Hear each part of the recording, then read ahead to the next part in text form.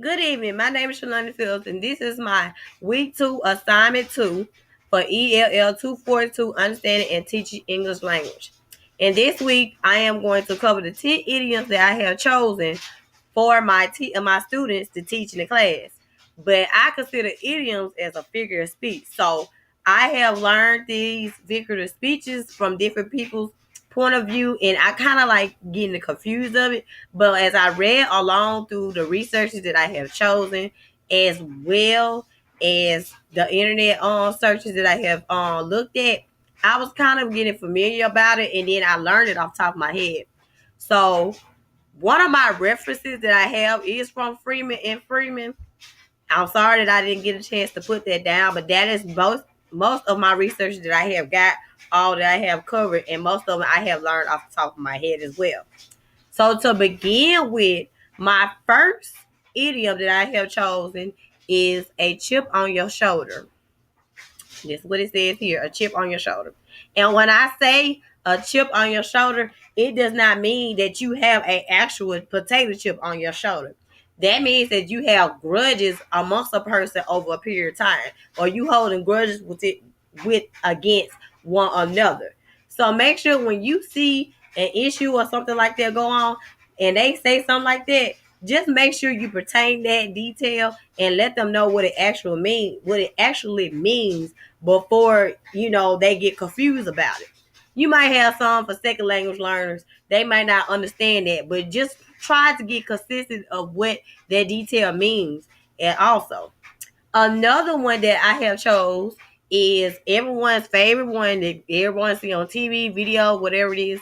It is high as a kite. And that means that you are intoxicated with drugs and alcohol. So when you hear something like that, we should all be familiar about that. Number 3 is every dog has his day. That doesn't mean that the dog have his day on anything. We know dog have good days, bad days, whatever. But the word dog pertains to a person, and it deals with karma. Karma come back around. What goes up must come down. We already know that because this is another figure of speech. The fourth idiom that I have chose is feeling blue. That means your whole body turned blue or whatever. That means that you're feeling sad or depressed or something that's going on and stuff like that. We all might hear this on a song, or we hear this on stories that we might be very interested in. But feeling blue means depressed or sad or something. The fifth idiom I chose is there's a fork on the road. We all know that we might see things that come on the road, but it doesn't mean that it has a fork on the road. So just to make sure in details what a fork on the road means, in my opinion, I said it's going to a building or going on the edge of a river. So that means if somebody just going on top of the cliff or whatever, that means that they just going out there to commit suicide, I think, in my opinion. But don't make that phrase pertain to something bad. Make sure you get them advice of that, because it might scare them and then it might have them lost in details. Me, I'm just not learning this in details what it is, because this is my first time learning this idiom. The next one is break a leg. Now we all know that we have sports and activities that these kids go to, and you want them to do the very best that they can, but that they actually want to have or can and persistent. But break a leg doesn't mean go out there and break a leg. Break a leg is good luck. You want them to be like, okay, good luck, best wishes, hope everything is well. That's what it means in terms. So when you go to a classroom and you go into a play or something like that, and you say break a leg, make sure you let them know what it means before they actually do it. Cause we probably have folks that's kind of like simple minded that will go out there and break a leg. So please advise them before you actually do it. The next idiom, I have looked this up. I'm sorry that I did not get the reference of this, but it says to have long teeth, and this is in French. So I kind of laughed at the idiom because I thought, okay, to have long teeth and stuff like that. Yeah, I have long teeth, but it doesn't mean in details what it is. What it means that you are ambitious of something that you have going on, or you trying to be positive with yourself, and you being ambitious about it.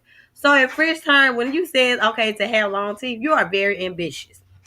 So if I decide to have a student that has that and they said it to me, that makes sure I understand what it actually means in terms and conditions. So I'm going to be well ahead when that figure of speech come up.